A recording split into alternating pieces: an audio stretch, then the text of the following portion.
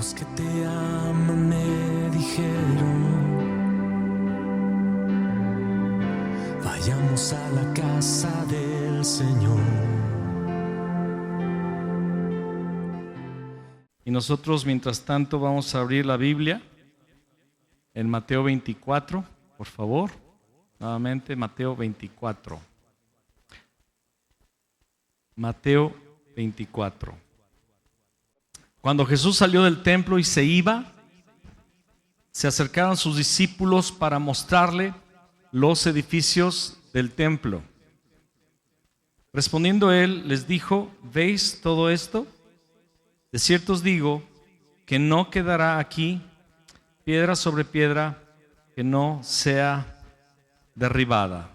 Vamos a leerlo otra vez. Cuando Jesús salió del templo, ¿de dónde salió? Del templo de Jerusalén, amén. Y se iba, se acercaron sus discípulos para mostrarle los edificios del templo. Respondiendo él, les dijo: ¿veis todo esto? De cierto os digo que no quedará aquí piedra sobre piedra que no sea derribada. Y la semana pasada vimos ese versículo de Lucas 19 que dice: todo porque no reconocieron el tiempo de su visitación. Y hoy queremos continuar enseñando acerca de estos tiempos que estamos viviendo. Yo le quiero pedir que usted ponga mucha atención y que tome apuntes. Subraye versículos clave y trate de guardar esto. Porque mire, algo que me he dado cuenta que cuando hablamos de los tiempos del fin, todo el mundo le encanta. O sea, es un tema que yo he visto que siempre le ha gustado a la iglesia, pero que la iglesia no se aplica en conocer bien. ¿A qué me refiero? No se aplica en apuntar, en conocer, en memorizar, en saber explicar. ¿Sabe? Cuando alguien aprende bien algo es cuando lo puedes explicar, cuando le puedes decir a alguien lo que aprendiste, cuando lo puedes transmitir. Y en el tema de los tiempos del fin hay mucha controversia, hay mucha confusión, y esto lo ha hecho Satanás. Porque necesitamos como iglesia saber los tiempos del fin. Necesitamos tener claridad en cuanto a los tiempos del fin. No estoy diciendo que necesitamos saberlo todo, porque hay cosas que no vamos a entender hasta que se estén cumpliendo. Así lo ha diseñado el Señor. Y déjeme explicar esto. Hay muchas cosas que están en la palabra que solamente nos vamos a dar cuenta que iban a ser así hasta que sucedan, porque así el Señor lo planeó. Pero entonces, ¿por qué lo escribió antes si no lo íbamos a entender? Lo escribió como testimonio de decir: yo ya lo había dicho, soy Dios.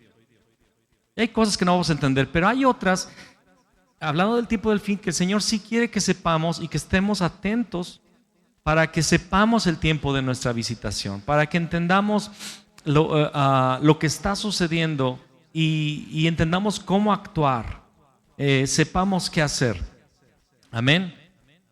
Amén. Vamos a hacer una oración antes de comenzar nuevamente esta enseñanza y vamos a pedirle al Señor gracia para entender su palabra. Padre, en el nombre de Jesús, danos oídos espirituales abiertos a tu palabra.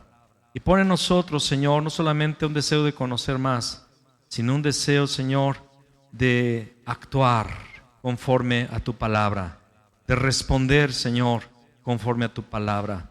Pon en nosotros el querer como el hacer por tu buena voluntad. Que no seamos solamente oidores, sino que seamos practicantes de tu palabra. Te lo pido en el nombre de Cristo Jesús. Amén y amén.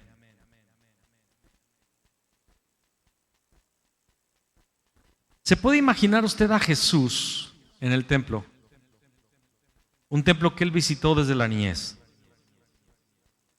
Un templo que Dios mismo le dijo a Moisés, después a David, cómo iba a ser construido.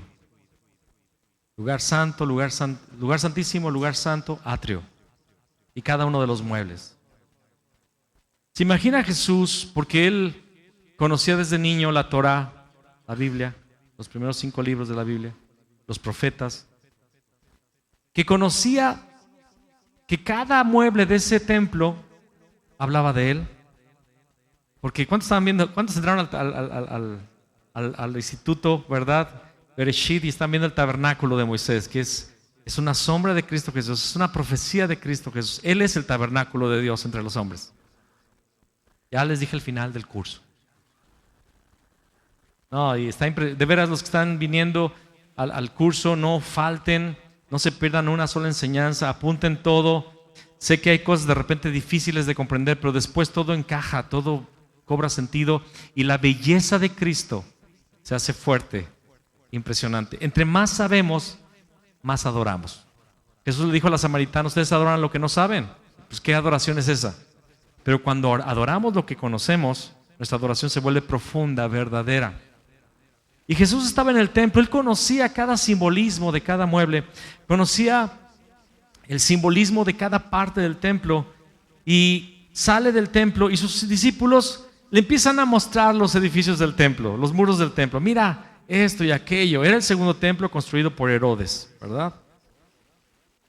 Y qué curioso, ¿no? Los que necesitaban que les dieran una enseñanza del templo eran los discípulos, no Jesús. Pero los discípulos le están mostrando los edificios del templo porque era algo majestuoso, era algo impresionante. Las piedras del templo eran gigantescas. Todavía existen piedras allá, me dicen los que han ido. Yo he visto por fotos, ¿verdad? Que son pedazos gigantescos de metros y metros, toneladas, que era el templo de Israel, el templo de Jerusalén. ¿Cuántos han visto el muro de los lamentos? Todavía es algo que vemos en internet y son piedras gigantescas. Ese muro pertenecía, ¿verdad?, a esa zona del templo. Y Jesús les dice: les digo que no va a quedar aquí piedra sobre piedra que no sea derribada. Esto se ha cumplido parcialmente, todavía falta un cumplimiento completo porque todavía hay piedras sobre piedras en algunos lugares. Roma no destruyó completamente la ciudad, dejó algunos muros gigantescos, como lo dijimos la vez pasada, para mostrar qué tan grande era la ciudad, qué tan impresionante, qué tan difícil de ser tomada esa ciudad era y que el Imperio Romano la tomó. Dejó esos muros como para regodearse de la hazaña que habían realizado a través de Tito en el año 70. Todavía no se ha cumplido completamente y Jesús dijo: no va a quedar aquí piedra sobre piedra que no sea derribada. No son piedritas, son rocas gigantescas, son ladrillos, por decirlo así, gigantescos de roca, toneladas y toneladas. Y solamente se pueden mover con maquinaria pesada. Y vamos al versículo 15 de Mateo 24 y dice: por tanto, cuando veáis en el lugar santo la abominación desoladora de que habló el profeta Daniel. Y Jesús dice: el que le entienda. ¿Qué significa esta frase, el que le entienda? Que necesitamos entender a Daniel, que necesitamos ir a Daniel, a las profecías de Daniel. ¿Cuántos saben que Daniel recibió profecías del tiempo del fin? El que le entienda. Entonces los que estén en Judea huyan a los montes, el que esté en la azotea no descienda para tomar algo de su casa, y el que esté en el campo no vuelva atrás para tomar su capa. Mas ay de las que estén encintas y de las que críen en aquellos días. Orad pues que vuestra huida, va a haber una huida, no sea en invierno ni en día de reposo, en un sábado, porque habrá entonces gran tribulación, cual no la ha habido desde el principio del mundo hasta ahora, ni la habrá. Y si aquellos días, ¿cuáles días? Los de la tribulación, no fuesen acortados, nadie sería salvo. Mas por causa de los escogidos, aquellos días serán acortados. Es imposible que entendamos qué es la abominación desoladora si no entendemos la actitud de Dios hacia Jerusalén. Lo voy a repetir. La semana pasada, ¿fue la semana pasada que hablé? La antepasada, ¿verdad? Ya no sé ni en qué día vivo. La antepasada hablamos ya lo que es la abominación desoladora. Lo vamos a volver a ver hoy y lo vamos a profundizar. Vamos a repetir algunas cosas porque estoy seguro que muchos entendieron, pero se les va a olvidar porque no pusieron toda la atención, no tomaron anotaciones. Y yo quiero que usted entienda muy bien que lo que está sucediendo ahora es el preámbulo de los tiempos del fin, es el preámbulo de la abominación desoladora. Estamos viviendo ya esos tiempos y la iglesia necesita conocer el tiempo de su visitación y necesitamos estar despiertos. Pero no vamos a poder entender la abominación desoladora, que lo vamos a explicar nuevamente, pero si no tenemos un entendimiento de cuál es la actitud de Dios hacia esa ciudad llamada Jerusalén. ¿Cuántos saben qué es Jerusalén? ¿Cuántos saben dónde está Jerusalén? Porque a lo mejor algunos no saben ni qué es eso, ¿verdad? Jerusalén. Jerusalén es una ciudad actual, viva, con un movimiento impresionante y que está haciendo ahorita el tema de, escúchame, es el tema de las Naciones Unidas, es el tema de los pueblos de Europa. En este momento está habiendo marchas, está habiendo manifestaciones por lo que está sucediendo en la nación de Israel y todo tiene que ver con Jerusalén.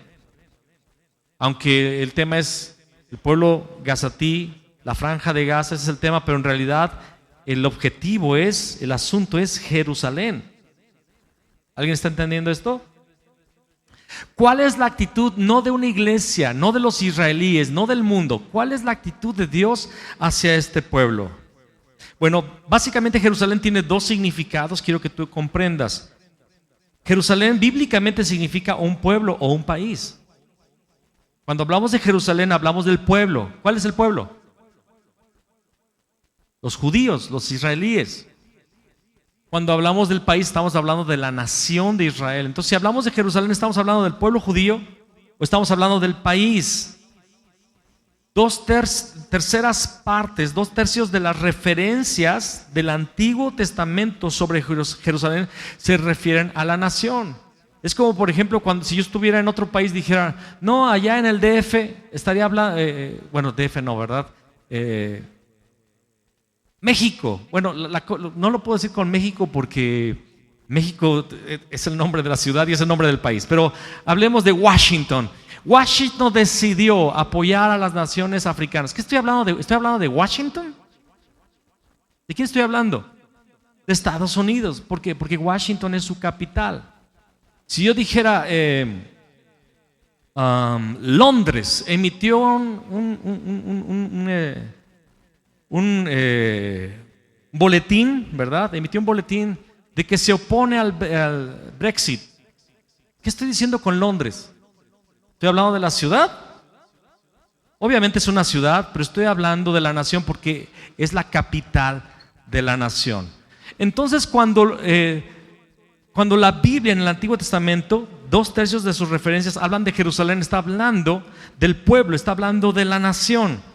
Y también el segundo significado de Jerusalén es una ciudad literal que tiene una área limítrofe y colinda con otras ciudades, ¿verdad? Pero esta ciudad llegará a ser bíblicamente la sede del gobierno de Cristo en este mundo. Quiero que usted comprenda esto.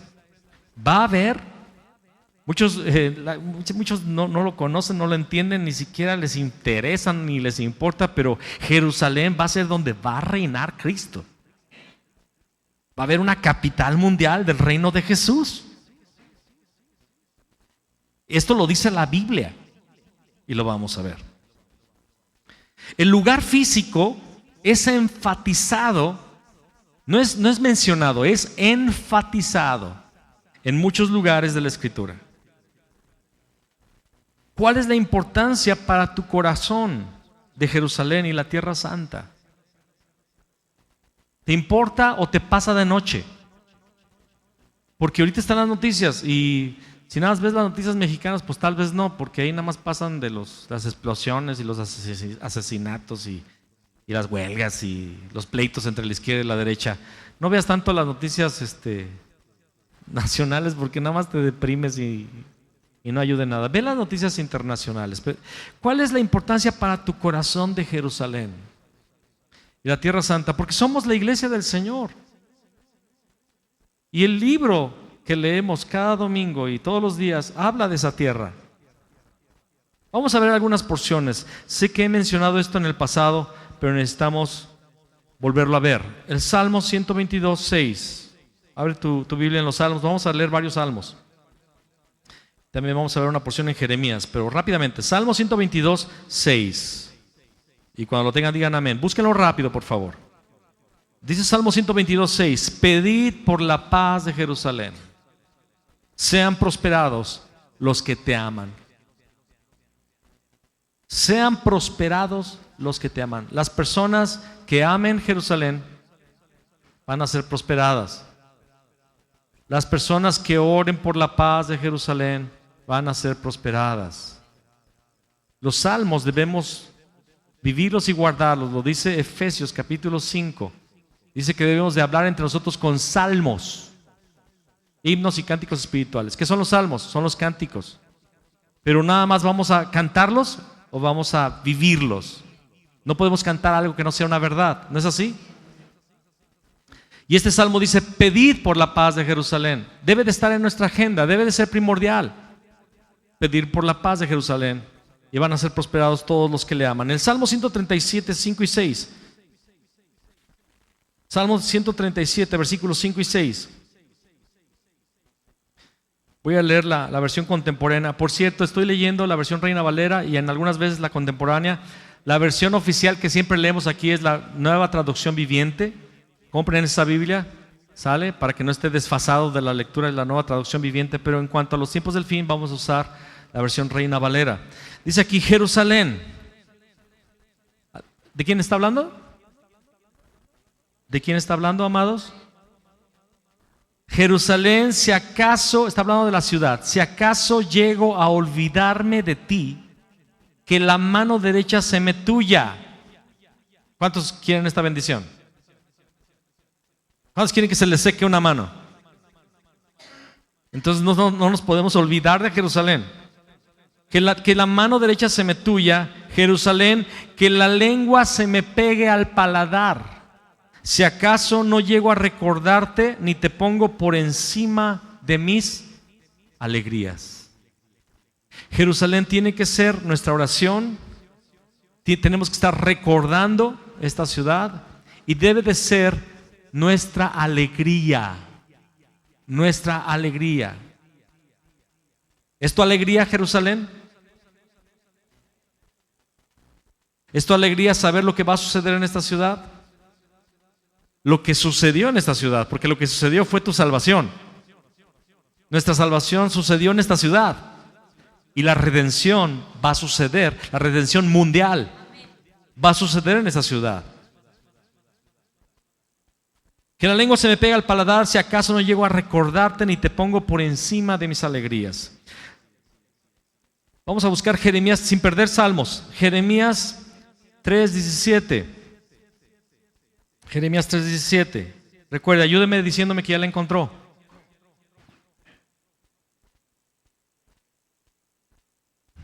Esta es una profecía del tiempo del fin. Dice: en aquel tiempo llamarán a Jerusalén trono de Jehová. ¿Para qué sirve un trono? Para que se siente un rey. ¿Para qué sirve un rey? Para gobernar. En aquel día, en aquel tiempo llamarán a Jerusalén trono de Jehová, y todas las naciones, ¿cuántas? Todas las naciones vendrán a ella en el nombre de Jehová. ¿Dónde? En Jerusalén. Ni andarán más tras la dureza de su malvado corazón. Esta porción es muy interesante porque dice que van a llamar a Jerusalén. Y dice que el trono de Jehová va a estar en Jerusalén. Está haciendo claro que está hablando de un lugar físico geográfico, porque Jerusalén también tiene un significado espiritual. Amén. La nueva Jerusalén, de la cual habla, o más bien la Jerusalén de los cielos, que menciona Pablo en Gálatas, y también la nueva Jerusalén que habla Apocalipsis 21. Está hablando de algo espiritual, pero en este lugar de Jeremías la profecía es que Jerusalén, la ciudad, va a ser el trono del Señor, al cual las naciones van a acudir, porque va a ser un trono mundial. Y la palabra dice en Jerusalén. Para que nos quede claro, no espiritualicemos esta porción. Amén. Sino que la veamos literal. Literal, Jerusalén. Salmo 132, 13 y 14.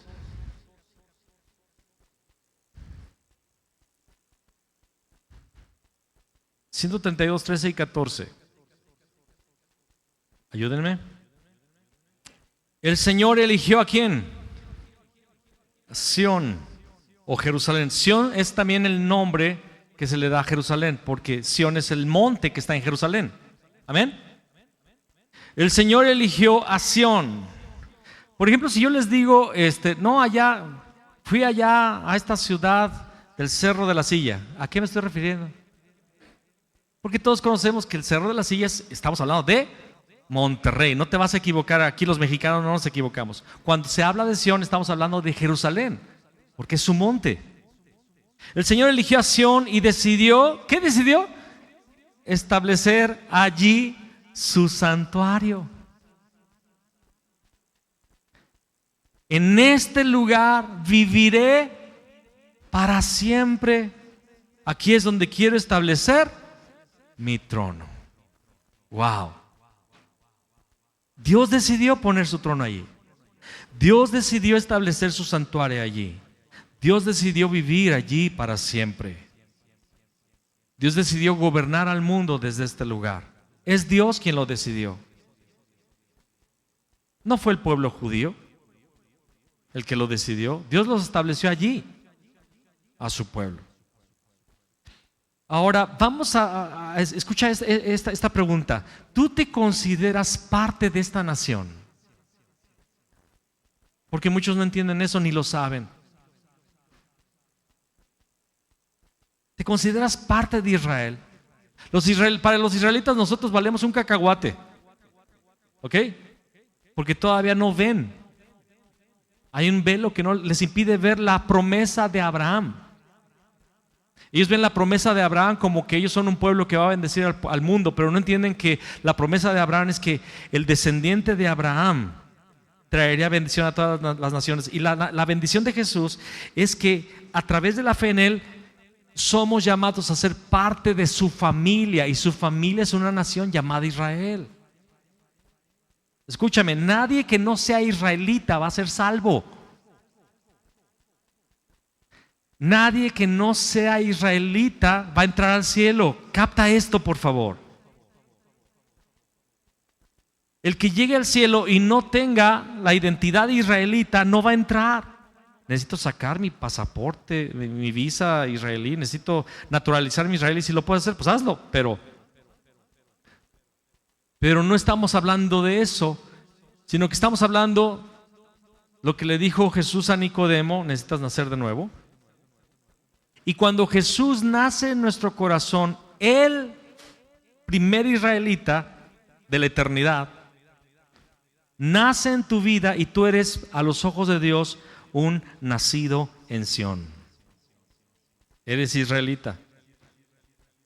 Pablo escribe en Romanos 9 y 11 que no todos los israelitas de cepa, naturales, biológicos, son verdaderos israelitas, sino aquellos que son de la fe verdadera. Hay israelitas allá que son biológicamente israelitas y espiritualmente también, porque han aceptado a Yeshua HaMashiach. Hay mucho israelí que es cristiano, y yo me emociono cuando escucho videos de estos israelíes que no creían en el Señor y que Dios les dio la luz del Evangelio. Es una bendición conocerlos, escuchar sus testimonios. Pero ¿te consideras israelita? ¿Confiesas el misterio que Pablo menciona 16 veces en la Biblia? Hay un misterio, Pablo lo menciona 16 veces en la palabra. Un misterio oculto desde tiempos antiguos, oculto para el pueblo judío, pero que Dios reveló a la iglesia. Y este misterio que Pablo menciona es el misterio que está en Efesios 2. Y este misterio trata de que nosotros somos conciudadanos del pueblo de Israel. Acompáñame a Efesios 2, por favor.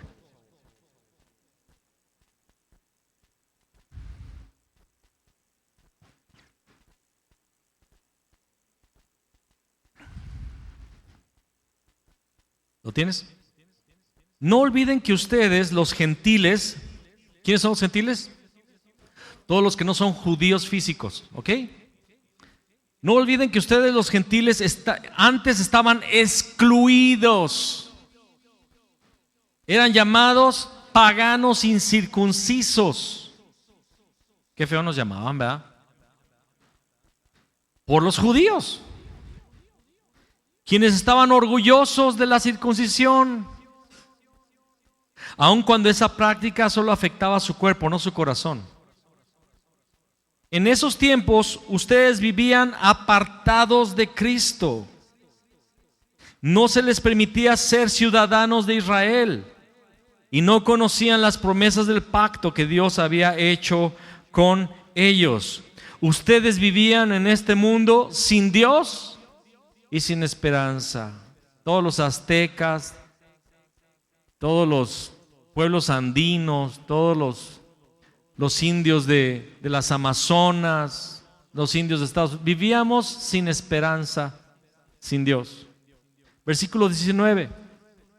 Entre los versículos 12 al 19 habla de la obra de Cristo en la cruz. Amén. Amén. Habla de la salvación que fue por la cruz de Cristo. Y en el versículo 19 dice: así que ahora ustedes, los gentiles, ya no son desconocidos ni extranjeros, son ciudadanos junto con todo el pueblo santo de Dios, son miembros de la familia de Dios.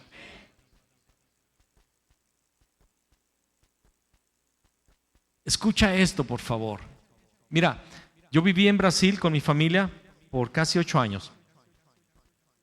Y es muy interesante que yo en esa nación tenía mi pasaporte mexicano con una visa, ¿verdad? Brasileña. Después me volví residente brasileño. Teníamos un documento que nos hizo residentes con muchos derechos. Nuestro documento oficial que obtuvimos por un proceso muy largo, con muchos requisitos. Pero en algún momento tenía que ir yo a mi consulado. Y después de vivir años escuchando solamente portugués, de repente yo llegué ahí en San Pablo la primera vez a Itaim Bibi, que se llama así el barrio donde están los consulados, y llegué y vi una casa gigante con un medallón con un águila y una serpiente. ¿Sabes lo que sentí? Dije, ay. Casi empecé a escuchar el y una bandera mexicana que andaba ahí. Y entré, me llevaron a una sala y estaba un cuadro con el presidente, ¿verdad? De Vicente Fox en esa época y después Calderón, con su franja aquí, la bandera. Yo estaba en suelo mexicano. Y yo cuando yo llegué, todos los que estaban ahí, yo pensaba que iba a encontrar mexicanos. El cónsul era mexicano, pero todos los demás empleados eran brasileños que hablaban español. Pero me atendieron de una forma porque yo estaba en un lugar donde se me protegía, donde yo era parte de ellos, donde yo tenía derechos y obligaciones, obviamente, y me dieron mis documentos y todo. Yo estaba en mi nación. Cuando nosotros aceptamos a Cristo Jesús, somos parte de la familia de Dios fuera de Israel, del lugar geográfico. Yo soy un israelita fuera de Israel, geográfico obviamente. ¿Sabes? Dios tiene 700 nombres. Y tiene 700, yo creo que tiene más, pero se nos han revelado 700 porque Dios es eterno y no alcanza los nombres para describir su grandeza. Admirable, consejero, Dios fuerte, Padre eterno, príncipe de paz, alfa y omega, principio y fin, la rosa de Sarón, la estrella de la mañana, el maná del cielo, el verbo hecho carne, el príncipe de los pastores. Y puedo seguir con, tiene 700 nombres. ¿Sabes cuál es el nombre que más le gusta a él? Israel. Israel es su nombre, príncipe de Dios.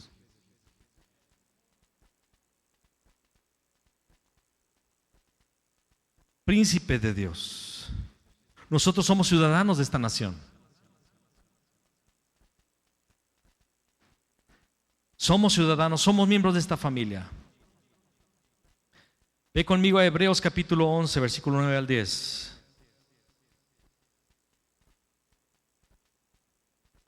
Hebreos 11, del 9 al 10.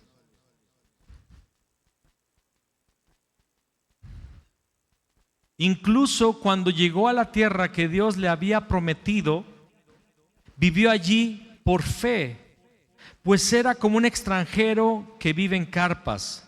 Lo mismo hicieron Isaac y Jacob, quienes heredaron la misma promesa. ¿Qué heredaron Abraham, Isaac y Jacob? Una promesa. ¿Qué promesa esperaba Abraham, Isaac y Jacob? Abraham esperaba con confianza una ciudad. Y conmigo, ciudad de cimientos eternos, una ciudad diseñada y construida por Dios. Abraham esperaba vivir en una ciudad. ¿Cuántos entienden que es muy padre vivir en la ciudad? Si tú vives en el área rural, estoy hablando bien rural, es difícil encontrar cosas. En el mero campo tú tienes que abrir un hoyo gigante para encontrar agua, o vivir cerca de un río, ¿no? Cerca de un río, y tener algunos vecinos que siembren cosas para hacer intercambio entre tu grano que tú sembraste y el otro que él tiene, y entre las chivas que él tiene, que te dé leche o carne o queso, y hacer un cambalache, y es difícil. Pero en una ciudad lo tienes todo. Tienes agua, abres la llave, está el agua, prendes la luz, ahí está la luz. Tienes ganas de un gansito y te vas al Oxxo más cercano, ¿verdad? Y hay ese gol aquí. Necesitas verduras frescas, te vas al Walmart, al H-E-B, decía un hermano. Tienes ganas de pasear, pues te vas a un parque, alguna cosa así. Una ciudad. Y recordemos que ya nos fue enseñando que en realidad en el jardín del Edén era el jardín de una ciudad. Y Abraham se fue a vivir como extranjero, dejó su ciudad para ir a un lugar donde había una promesa de una ciudad con cimientos eternos, diseñada y construida por Dios. Eso fue lo que Abraham perseguía. Vamos al capítulo 12 del mismo libro, versículo 22 al 24. Y dice: en cambio ustedes, nos dice cuál es esa ciudad. Ustedes han llegado al monte Sión. ¿Qué es Sión? ¿Qué es Sión? Sión es el nombre de Jerusalén. Ustedes han llegado a Sión, la ciudad de Dios, del Dios viviente, a la Jerusalén celestial. Hermano, pero aquí está hablando de que es celestial. Espérate poquito. Y a incontables miles de ángeles que se han reunido llenos de gozo. Una fusión entre el cielo y la tierra. Amén. Ustedes han llegado a la congregación de los primogénitos de Dios. ¿Por qué somos los primogénitos de Dios? Porque el primogénito nació en mi corazón. Por eso somos primogénitos. Hay un primogénito, Jesús. Pero ese primogénito ha nacido en tu corazón y habita en tu corazón por el Espíritu, y somos llamados los primogénitos de Dios, cuyos nombres, digan amén, están escritos en el cielo. Allá está mi nombre. En el libro de la vida ahí está Fabián Zacarías Mendoza, hija. Ustedes han llegado a Dios mismo, quien es el juez sobre todas las cosas. Ustedes han llegado a los espíritus de los justos que están en el cielo y que ya han sido perfeccionados. El cielo, la eternidad, la presencia de Dios, inscritos en su libro, parte de su ciudad, Sión, Jerusalén celestial. Pero hermano, ya me revolví. Pablo habla en Gálatas de que hay una Jerusalén terrenal, creo que es en Gálatas 4, y una Jerusalén celestial. La Jerusalén natural está en esclavitud, porque habla de Agar, que está bajo esclavitud. Y la Jerusalén celestial habla de Sara, la que heredó la promesa, el hijo varón. Amén. Son dos Jerusalenes. Pero Apocalipsis 21, del 1 al 3, se dice ahí en la palabra que la Jerusalén celestial va a descender del cielo a la tierra, y se va a fusionar el cielo con la tierra, cosa que estaba hablando Hebreos. Vi entonces un cielo nuevo y una tierra nueva, porque el primer cielo y la primera tierra habían dejado de existir, y el mar tampoco existía ya. Vi también que la ciudad santa, la nueva Jerusalén, descendía del cielo de Dios, ataviada como una novia que se adorna para su esposo. Entonces oí que desde el trono salía una potente voz, la cual decía: aquí está el tabernáculo de Dios con los hombres. Él vivirá con ellos y ellos serán su pueblo, y Dios mismo estará con ellos y será su Dios. Ahora, amados, ¿simpatizas con Jerusalén? Ahorita hay un espíritu antisemita declarado en todo el mundo, y hasta por hermanos también. Parte de la iglesia no entiende esto. Hay un error horrible. Satanás introdujo la confusión en lo escatológico, en los tiempos del fin. Y hay un error horrible. Hay una línea cristiana que cree que Israel fue desechado y que no tiene nada que ver ya con las promesas de Dios. Y Dios los odia casi, ¿verdad? Bueno, no casi, Dios los odia. Ellos dijeron que su sangre caiga sobre nosotros y sobre nuestros hijos, entonces están maldecidos. Y todas las profecías que dicen Israel ahora tienen que ver con la iglesia. Pero eso es blasfemia. Va contra la palabra. Efesios 2 y cientos de versículos más hablan de que Dios hizo la paz por medio de la cruz con ambos pueblos. E hizo un solo pueblo. Pero ese pueblo ya no es el pueblo mexicano o el pueblo gringo o el pueblo, no. Ese pueblo se llama Israel y tiene una capital llamada Jerusalén. ¿Entiendes que eres ciudadano de esta nación? ¿Entiendes que lo que pase con Jerusalén tiene que ver con nuestra fe? Amén. Necesitamos comparar los detalles de Mateo 24 con los detalles de Lucas 21 y de Daniel 11 al 12 para entender el tiempo del fin. Entonces lo que voy a hablar ahorita, más que predicaciones, como una enseñanza. Yo sé que vienen de una enseñanza los que vinieron antes, pero pongan mucha atención. Es más, vamos a darnos una paradita rápido para que circule la sangre. Rapidito, rápido nos paramos y ya nos sentamos luego, solo para que se mueva el esqueleto. Amén. Acompáñame a Daniel 11, versículo 31. 11, Daniel 11.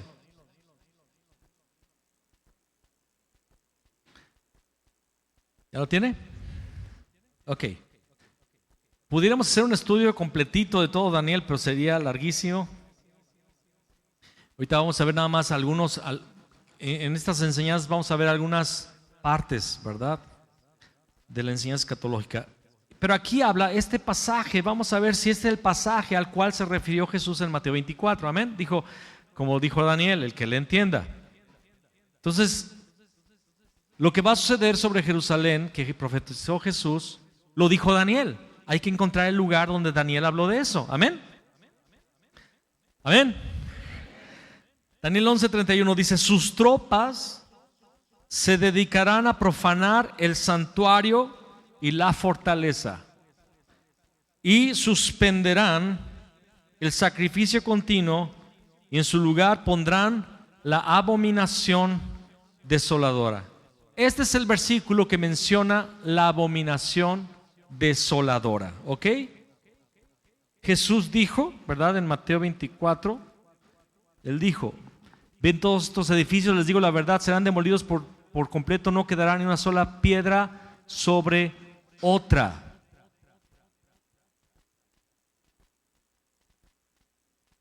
Esta porción dice, sus tropas se dedicarán a profanar el santuario y la fortaleza. En el hebreo, ponga atención, en el hebreo dice, se dedicarán a profanar el santuario fortaleza. No dice y. ¿Está captando? Si le ponemos un ilá, pareciera que se está hablando de dos cosas distintas. Hay un problema con las traducciones. No hay una sola traducción que sea exacta. ¿Por qué? Porque toda traducción es un intento de transmitir una verdad en un idioma vernáculo. Por ejemplo, si yo digo en Brasil, es que mis chicharrones truenan, ¿cómo lo traduzco? Para un brasileño, ¿cómo se dice chicharrón? Es ahorita se me olvidó la palabra chicharrón. Torresmo. Y truenan es trovejan. Aquí ¿qué dije? Meu torresmo troveja. En portugués no tiene sentido. Chicharrón se dice torresmo, truenan troveja, pero la idea mexicana no tiene sentido allá.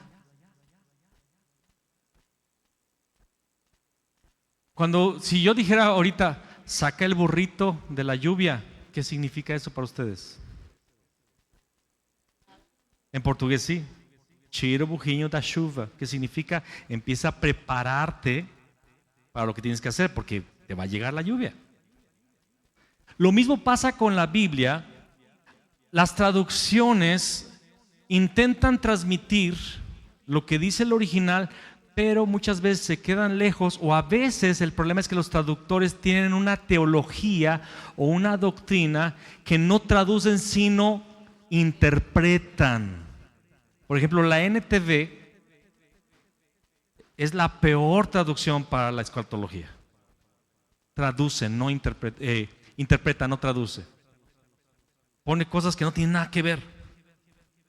No estoy criticando la NTV. La NTV es una versión que usamos aquí, está muy buena para el libro de Romanos, está excelente en la NTV.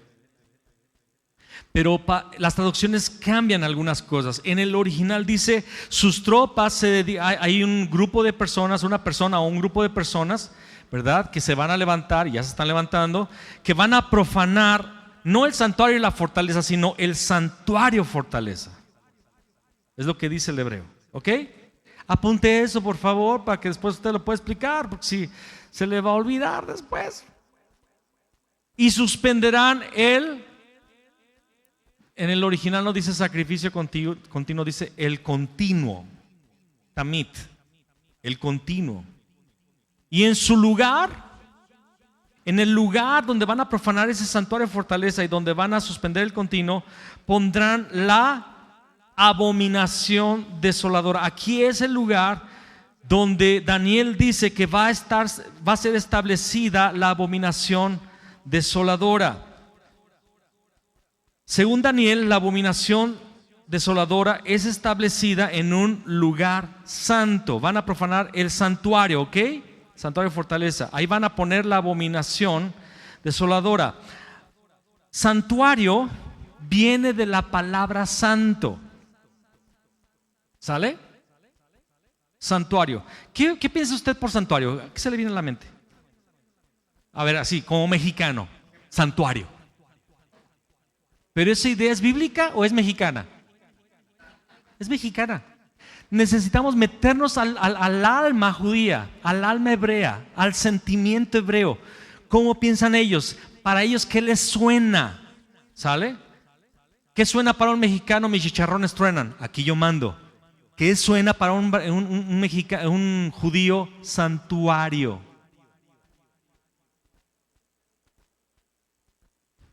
Viene de la palabra santo. En el hebreo no siempre se refiere a algo puro. Santo no siempre se refiere a algo puro, divino o a la rectitud. Pensamos en santo y ¿qué pensamos? Santo, puro, divino, ¿no? Pero en el hebreo no siempre santo se refiere a esto. Santo también significa alguien o algo separado por Dios para un propósito específico. A veces sí significa puro, divino o recto. La palabra santo tiene diferentes usos dependiendo del momento. Por ejemplo, Dios le llamó al pueblo de Babilonia sus santos. ¿Los babilonios eran santos? En cuanto a que eran puros, rectos. Eran apartados por Dios para tratar con la nación de Israel, llevándolos cautivos a Babilonia. Por ejemplo, ungido, Mesías, entendemos que es Jesús, ¿no? Dios le llama a Ciro mi ungido. Y Ciro era un rey pagano.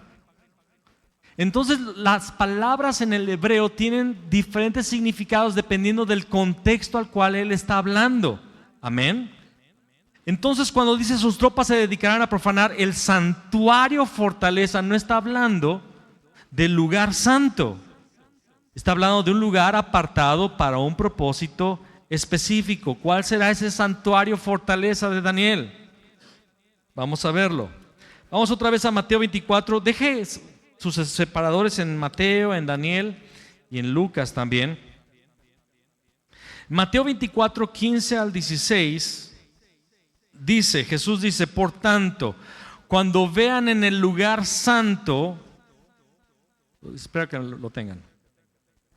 Por tanto, cuando en el lugar santo vean la abominación desoladora de la que habló el profeta Daniel, el que le entienda, los que estén en Judea huyan a los montes. Esta porción, la doctrina popular dice lo siguiente. Les voy a decir lo que dice la doctrina popular. Hay muchos que no saben, hay otros que sí. Les voy a decir lo que la doctrina popular de la iglesia cristiana dice. ¿Sale? La doctrina popular habla de que en el tiempo final va a haber un periodo de 7 años. Como el de Sherk, ¿no? La número 2. 7 años. 3 años y medio donde va a haber un anticristo que va a establecer un gobierno mundial. Muchos dicen que este anticristo va a salir del Vaticano, de la Iglesia Católica, es lo que se creen. Y un día voy a explicar por qué creen eso, ¿no? Que a los 3 años y medio este anticristo, llamado anticristo, va a hacer un pacto con Israel y con los islámicos. Van a quitar el domo de la roca, que es el templo que tienen los islámicos, su lugar más santo, después de la Meca. Va a haber una forma que ellos van a quitar ese santuario y van a permitir que los judíos reconstruyan su templo. Es lo que dice la doctrina popular. Escuche, yo lo creí por mucho tiempo, ¿sale? Y que a los 3 años y medio ese anticristo va a entrar al lugar santo y va a ofrecer un puerco. En lugar de un cordero va a ofrecer un puerco, y esa va a ser la abominación desoladora. Y que a partir de esos después de 3 años y medio que va a ser esa abominación desoladora, a eso le llama la doctrina popular de abominación desoladora, ofrecer un sacrificio inmundo, un puerco, otro animal inmundo en el lugar santo. Se desata la gran tribulación sobre todo el mundo. Y al final de 7 años viene Jesús. Es lo que dice la doctrina popular. No hay nada más equivocado que todo lo que acabo de decir.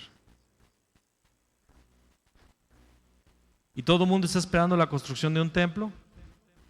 Está esperando un anticristo del Vaticano. Está pensando en un periodo de 7 años. Y también hay una controversia. Muchos dicen que el rapto va a ser antes de los 7 años. Otros que la mitad de los 7 años. Y todo el mundo cree así. Nadie cree que sea al final de los 7 años. O sea, la tribulación es mundial.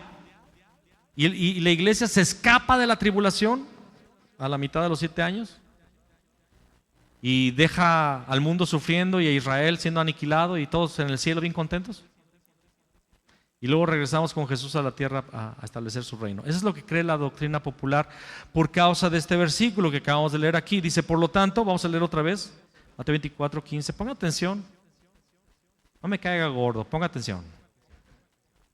Amados, lo dije de broma, nunca va a caer usted gordo, pero estamos hablando de lo que está a punto de está sucediendo, y necesitamos saber qué es lo que dice la Biblia. Amén. Jesús lo dijo, ¿sabe por qué? Porque quiere que estemos atentos, que sepamos. Por tanto, cuando en el lugar santo, Jesús habla de un lugar santo, vean la abominación desoladora de la que habló el profeta Daniel, el que le entienda, los que estén en, ¿dónde? Judea, huyan a los montes. ¿Qué es Judea? ¿Qué es Judea? La tierra de los judíos. Los que estén ¿dónde? Jesús no dijo todos huyan de sus ciudades. Dijo los que estén en Judea. Los que estén en la tierra de los judíos huyan. Un hermano que vivía en Israel, cuando leyó esta porción, Dios le dio claridad. Dijo, si la tribulación va a ser mundial y va a ser sobre todo el mundo, ¿por qué tengo que irme de Israel si también en Estados Unidos voy a sufrir gran tribulación? Pues mejor me quedo aquí en Israel, donde el pueblo de Dios está sufriendo, y sufro aquí lo mismo que va a sufrir allá. ¿Para qué huir de tu ciudad si en todos lados va a haber tribulación? No. Jesús dijo que la gran tribulación va a ser en la tierra de los judíos. Y que en la tierra de los judíos, cuando vean la abominación desoladora, tienen que huir de la tierra de los judíos, porque será una tribulación como nunca ha habido en la historia de la humanidad. Es que no se preocupen los de México por la gran tribulación. Aquí no va. no va a pasar nada. Otro versículo que lo comprueba es que dice que va a ser como en los días de Noé. La gente va a andar casándose y dándose en casamiento hasta que vino el diluvio. O sea, la gente no se va a percatar de nada. La gran tribulación va a suceder en Israel. ¿Alguien se ha enterado en el pasado de las matanzas que ha habido en Israel? En el pasado, así de que los apuñalados que ha habido en los mercados. ¿Verdad que no? Porque está en Israel. Y curiosamente, el mundo en las noticias sí transmite cualquier cosa que hace Israel contra los demás. Pero lo que le hacen a Israel, nunca lo transmite. Curioso.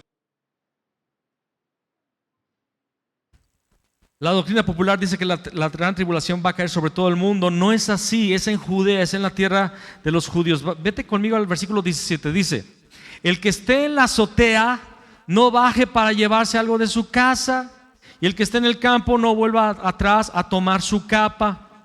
Pero hay de las que en esos días estén embarazadas o amamantando. Muchas mujeres hasta se asustaban con esta porción. No, ay, que la tribulación no me agarre cuando esté embarazada, ¿no? Aquí no va a pasar nada, embarázate. Bueno, embarácenlas, hermanos, sus esposos. Pídanle a Dios que no tengan que huir en invierno ni en día de reposo, porque entonces habrá una gran tribulación como no la ha habido desde el principio del mundo hasta ahora, ni la habrá jamás. Hermanos, en Israel el peor día para huir sería en sábado. El mejor día para huir aquí en México sería en el sábado. ¿Sabe por qué? Porque nadie está trabajando y las carreteras están más holgadas, hay camiones, hay aviones y todo. En Israel el sábado es el peor día para huir. Todo en ese día para. No hay taxis, no hay camiones, no hay vuelos en Israel. Aún los elevadores no funcionan. ¿Y eso qué? Bueno, es que Israel es una ciudad tan pequeña que se construye para arriba. La gente vive sobre todo en edificios de 20, 30 pisos, porque es un lugar muy reducido. Hay quien vive en casa, pero son los millonarios. Es como en Japón, o sea, se construye para arriba. Y la mayoría de los edificios tiene 3 ascensores, y los ascensores no funcionan porque para un judío apretar el botón del ascensor genera una chispa, y eso es trabajar.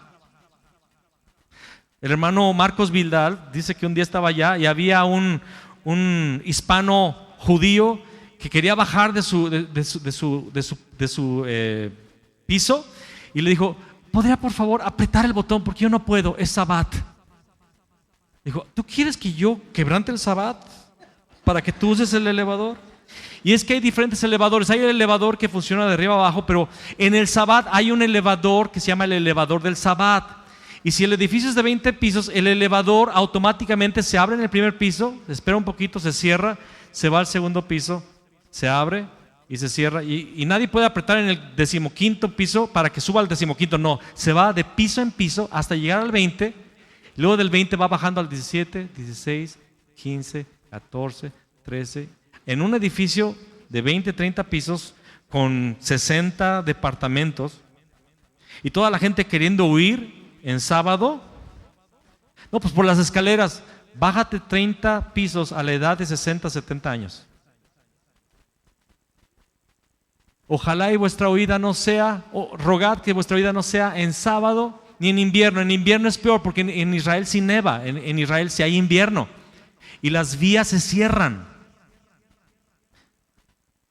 Hay de las que estén en cinta o amamantando. Imagínate tener que huir con tu bebé en brazos o dando a luz.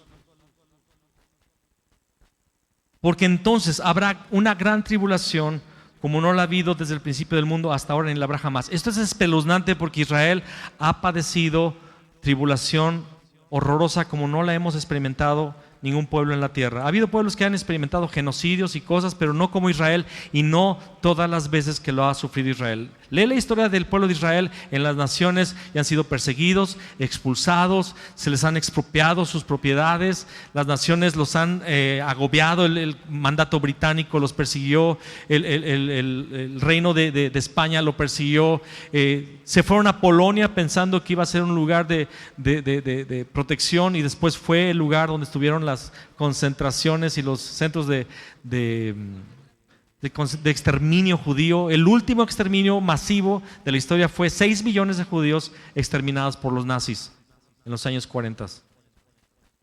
Pero dice la palabra que lo que viene no se compara. Y es en Israel, es en la tierra de los judíos, esta gran tribulación. ¿Qué dice el Salmo? Pedid por la paz de Jerusalén. Ve conmigo a Daniel 11, versículo 41. Daniel 11, 41. Estamos hablando del pasaje donde se habla de la abominación, amén. Vamos a ver si estamos en el pasaje que dijo Jesús. Daniel 11, 41. Invadirá, ¿qué lugar? Invadirá la tierra gloriosa. Y muchas provincias serán conquistadas, aunque Edom y Moab y la mayoría de los hijos de Amón lograrán escapar. Este grupo de personas va a invadir la tierra gloriosa. ¿Cuál es la tierra gloriosa? Guadalajara, hermano. Ay, Jalisco, no te rajes. Para nosotros sí, pero para un judío, ¿cuál es la tierra gloriosa? Israel, sí, es la tierra gloriosa, pero la tierra más gloriosa dentro de la tierra gloriosa, Jerusalén. Va a invadir la tierra gloriosa. Eso es lo que dice Daniel. No vamos a decir Jerusalén, vamos a irnos por el lenguaje de Daniel. Invadirá la tierra gloriosa. Para un judío la tierra más gloriosa, para Daniel la tierra gloriosa, la tierra santa, la tierra prometida era Judea. Versículo 45. Plantará las tiendas de su palacio entre los mares y en el monte santo y glorioso. Pero su fin llegará y no habrá nadie que lo ayude. ¿Qué es la tienda de su palacio? O en la RB dice tiendas palacianas. Este grupo de gente va a establecer las tiendas de su palacio entre los mares, ya lo dije hace 15 días, es el mar muerto, ¿verdad? Y, a ver, es al revés. No, acá está para ustedes acá está el mar Mediterráneo, ¿verdad? Entre los mares, mar Mediterráneo y mar muerto, si tú trazas una línea, exactamente en medio está Jerusalén. Y va a plantar las tiendas de sus palacios entre los mares, y no dice y en el monte santo, dice entre los mares en el monte santo, es lo que dice el hebreo. Quítale el i. Esa traducción no está perfecta. Plantará las tiendas de su palacio entre los mares en el monte santo y glorioso. ¿Cuál es el monte santo y glorioso para Dios? Ya lo vimos en los Salmos. ¿El cerro de la silla? ¿El cerro del gigante? ¿Es el del cubilete, el del sopilote y todos los montes que tú quieras? Hay un solo monte que Dios llama santo, le llama Sión, es su trono. El monte santo es Jerusalén. ¿Qué es lo que está pidiendo el día de hoy las Naciones Unidas? Hablando del pueblo gazatí, el pueblo palestino, que se establezca su capital. ¿Dónde? ¿Cómo le llaman a Jerusalén los judíos? Su capital eterna. Ese es el lenguaje de los judíos ahorita. Netanyahu así le llama. Jerusalén es la capital eterna de Israel. Y tiene razón. ¿Y cuál es el fin de este pueblo? ¿Y qué es esa abominación? Daniel dice que es que tomen el monte santo y glorioso. Y da la ubicación geográfica para que no te pierdas y sepas dónde es. Daniel 9:16, vamos para allá.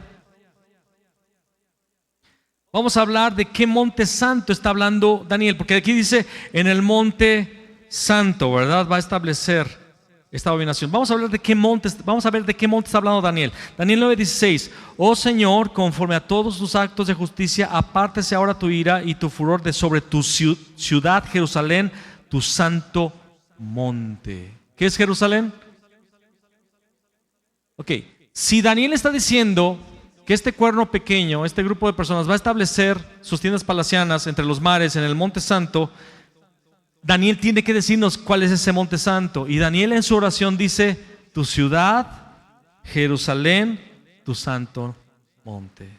Jerusalén es ese lugar donde Satanás va a querer establecer su capital. Cuando tú escuchas que quieren que Jerusalén sea capital del pueblo palestino, estás escuchando la profecía de Daniel.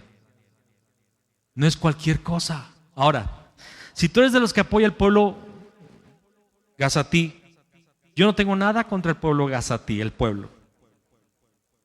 Yo no tengo nada contra la gente. Ni la Biblia, ni el Evangelio, ni Dios contra las personas. Es más, Dios no tiene nada contra los pueblos árabes. Ellos van a llamar al Señor, Señor. Egipto va a ser, Dios le va a llamar su hijo a Egipto. Pero cuando conozcan al Mesías y cuando amen al pueblo de Dios y cuando decidan ser parte del pueblo de Dios. Pero realmente tienes que entender que todo este lenguaje, toda esta agenda mundial de levantar un estado llamado palestino, que en realidad no existe. Existe gente, pero nunca ha existido un pueblo palestino. Lo voy a explicar tal vez después. La historia lo dice, no lo digo yo. Y que quieren establecer a Jerusalén como capital de ese pueblo, están anunciando la profecía de Daniel. Están anunciando lo que Jesús predijo acerca del tiempo del fin. Y lo estamos escuchando y la iglesia no se está dando cuenta porque están pensando en un templo, en un Mesías, en un anticristo y en tanta cosa que no es bíblica. En Apocalipsis 11:12 dice: pero el patio que está fuera del templo, déjalo aparte y no lo midas, porque han sido entregados a los gentiles y ellos hollarán la ciudad santa 42 meses. Ellos, dice Apocalipsis 11, van a hollar la ciudad santa. ¿Qué es hollar? Es pisotear. Hollar es desmenuzar, aplastar, destruir, que no quede nada. Ellos, los gentiles, van a tener 42 meses donde van a hollar la ciudad santa. ¿Cuál es la ciudad santa? Jerusalén. ¿Cuántos son 42 meses? La Biblia nunca habla de un periodo de 7 años. No. Ni en Apocalipsis. Daniel habla de 7 semanas, pero después vamos a hablar de las 7 semanas. Lo de 70 semanas, pero una semana habla de 3 años y medio que ya cumplió Jesús. Su ministerio duró 3 años y medio. Y otros 3 años y medio en el fin, que nos habla Apocalipsis. Este versículo nos dice que van a hollar no dice que van a hollar el templo, sino la ciudad santa. Hermano, pero ahí dice el templo, déjalo aparte. Después vamos a explicar que Apocalipsis no está hablando de un templo físico, está hablando de la iglesia, porque dice: mide el atrio, mide el altar y mide a los adoradores. El Nuevo Testamento explica que el templo de Dios somos nosotros, su iglesia. Hay un tiempo donde Dios va a medir al pueblo de Dios, a la iglesia, si han llegado a la estatura del varón perfecto. Lo vamos a explicar todavía después. Apocalipsis 11 son cosas muy profundas, muy extensas. Pero dice que los gentiles van a hollar la santa ciudad por 3 años y medio. Lucas 21:24, vamos para allá.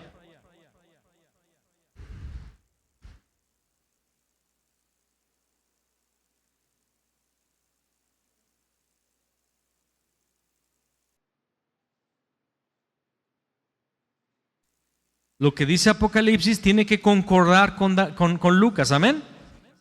¿Amén? Ok. Apocalipsis nos dice que los gentiles van a hollar la ciudad por 3 años y medio, 42 meses, ¿amén? ¿Qué dice Lucas 21:24? Dice: y caerán a filo de espada y serán llevados cautivos a todas las naciones, y Jerusalén será hollada por los gentiles hasta que los tiempos de los gentiles se cumplan. ¿Cuánto es este tiempo de los gentiles según Apocalipsis? 3 años y medio, ¿ok? El establecimiento de la abominación desoladora según Cristo en Mateo 24 da un resultado, el peor tiempo de tribulación de toda la historia humana. Vamos a ver Daniel 11:45 y después el 12:1. Vamos a Daniel 11:45. Esto es bien increíble lo que dice Daniel. La Biblia no se contradice, por el contrario, se complementa, se interpreta ella misma. Daniel 11:45, ¿lo tiene? Ya leímos parte, pero vamos a leer lo demás. Y plantará las tiendas de su palacio entre los mares y el monte glorioso y santo, que es ese lugar. Mas llegará a su fin y no tendrá quien le ayude. Ahí termina la profecía de Daniel en el versículo 45. Continúa en el capítulo 12:1. El libro de Daniel no tiene capítulos ni versículos. Eso fue puesto para encontrar las porciones. ¿Cuántos entienden eso? La Biblia son rollos. ¿Ok? No hay capítulos, no hay versículos. El capítulo y versículo se puso para encontrar pasajes rápidamente. Pero la profecía de Daniel no termina ahí. En el 12:1, en aquel tiempo, ¿cuál tiempo? Donde sea tomada el monte santo. Sabemos que va a durar 3 años y medio por Apocalipsis. Amén. En aquel tiempo se levantará Miguel, el gran príncipe que está de parte de los hijos de tu pueblo. ¿Cuáles son los hijos del pueblo de Daniel? ¿Cuáles son los hijos del pueblo de Daniel? Israel, los judíos. Se va a levantar Miguel de parte de los hijos de tu pueblo y será tiempo de angustia, cual nunca fue desde que hubo gente hasta entonces. ¿De qué está hablando Daniel? De la gran tribulación, Jerusalén siendo hollada por los gentiles 3 años y medio. Pero en aquel tiempo será libertado tu pueblo, todos los que se hallen escritos en el libro, todos los judíos que hayan creído en Jesús. Amén. Ay, quiero seguirle, pero falta mucho. ¿Cuánto tiempo ya llevo de predicación? Ya tengo 1 hora, ¿verdad? Ok, aquí le vamos a dejar. Porque si no, yo estoy bien emocionado, pero usted no está entendiendo ya nada. Ya está como la notita que pones varias veces que ya después ya no pega, ¿no?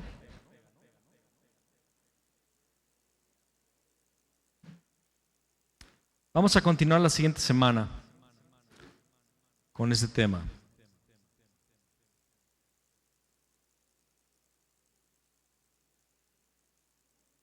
Acabamos de ver en tiempo real, nunca hubo, ya estoy terminando, estoy encerrando esta parte de la enseñanza, pero nunca hubo en el mundo, escúchame, la oportunidad de ver en tiempo real lo que sucedía en Israel. Yo recuerdo en la guerra del Golfo en 1993, fue verdad, que llegaban las noticias de la guerra del Golfo Pérsico y Irak empezó a invadir Israel. Y nos llegaban las imágenes de cómo quedaban las casas destruidas, pero tiempo después, al otro día o 2 días después, nos llegaban las imágenes en las noticias. El día de hoy, acabamos de ver cómo Irán envió misiles a Israel, cientos, y muchos fueron destruidos por la cúpula de hierro de Israel, pero otros cayeron. Y nunca hubo en la historia la oportunidad de verlo en tiempo real como hoy por las redes. Personas que viven en Israel empezaron a transmitir con sus celulares y se veían los misiles en la atmósfera, ¿verdad? En el cielo israelí cayendo.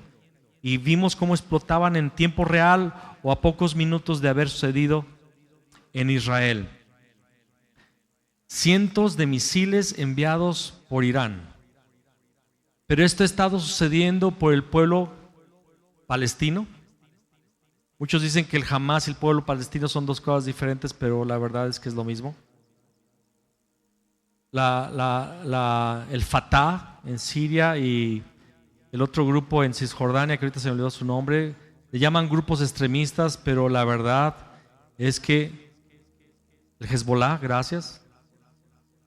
Pero Israel, desde que renació, por la votación de la ONU después de la Segunda Guerra Mundial. En cuanto Israel nació, al otro día, al siguiente día, la Liga Árabe se propuso destruir Israel y lo atacaron.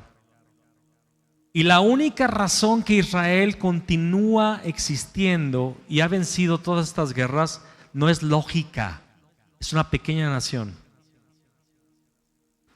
Pero la razón es que Dios los guarda porque es su pueblo y es su nación.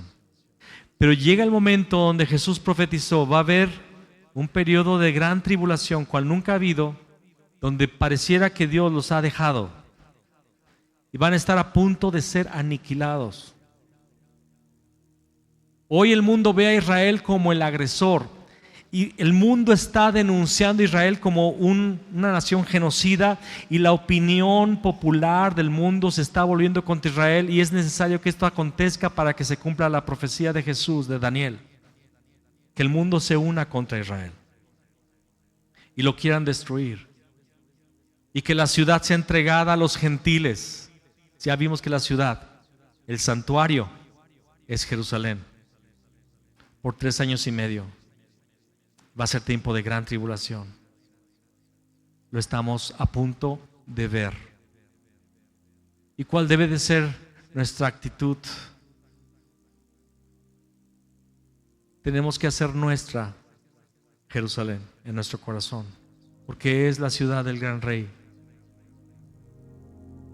Vamos a estar viendo la siguiente semana más detalles, pero mi oración es que tú seas despertado, escúchame, para que tu agenda, ahora sí pon la musiquita. Wow. Que seamos despertados, hermanos, porque el tiempo está cercano. Muchos piensan que estoy hablando de la siguiente semana. Tal vez. Pero si sucediera de aquí a 1, 2, 3 años, no sé, aún así es nada. Todo lo que hemos esperado por la venida del Señor y estar tan cerca, pero qué triste es que esté tan cerca y nosotros estemos tan desprevenidos, tan distraídos, que seamos parte de la generación como Noé, que no se dieron cuenta que el tiempo se había acabado. Leyendo el pasaje de Apocalipsis en nuestra lectura diaria, leí el mensaje a la última iglesia, la 7ª iglesia de la Odisea, que es la iglesia que corresponde a nuestra época. Cada iglesia ha sido una época de la iglesia, desde la resurrección, desde la ascensión hasta la segunda venida de Jesucristo. Hay 7 etapas y cada iglesia literalmente ha sido marcada en la historia. La iglesia ha vivido estas 7 etapas. La etapa de la Odisea es la última, y su característica es que no es frío ni caliente, sino tibio. Tibio. Y la única forma que dejemos de ser tibios es que el Señor nos aperciba del tiempo inminente de su venida para buscar al Señor, orar por la paz de Jerusalén y orar que seamos hallados dignos de ser llamados a la fiesta de las bodas del Cordero. Quiero aclarar que con esta palabra yo no estoy invitando a que la gente deje sus trabajos, a que los jóvenes dejen de estudiar, a que no planifiques cosas para el siguiente año o el futuro inmediato en tu vida, o que no planees comprar un bien inmueble, o que no tengas proyectos. La venida del Señor no tiene que hacernos dejar de vivir el día a día, pero tiene que apresurar nuestro corazón de estar en llamas por Cristo, apasionados por Jesús, viendo el reloj profético que es Israel. Y el reloj profético nos está diciendo que la hora de su venida está a la puerta. Y si estás batallando todavía con una práctica de pecado en tu vida, si no tienes una relación con Cristo Jesús verdadera, genuina, si venir a la iglesia el domingo es costumbres, religión. Necesitas volverte a Dios. Necesitas volverte a Dios. Aún hay tiempo. Aún hay tiempo. Ponte de pie, por favor.